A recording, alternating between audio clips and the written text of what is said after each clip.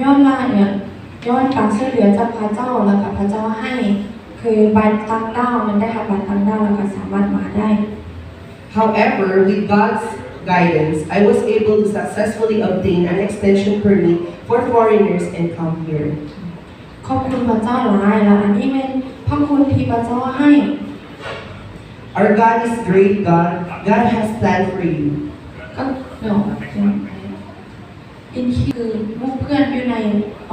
โรงเรียนอยู่เกาหลีร่วมกันนมัสการและอธิษฐานเพื่อโรงเรียนอธิษฐานเพื่อฟังซ้ำ Also, this is her team, Koreans. เพื่อน Koreans. เฟรน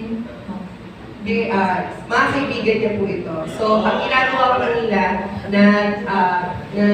cute po sila lagi and they worship together. ผักซัมเมอร์ไปปากีสถานนี่ประกาศคำว่าเซิร์ And ito po nung pumunta po siya ng Pakistan, sila po yung mga kasama. เดือนหนึ่งปีนี้เจนเลยดิส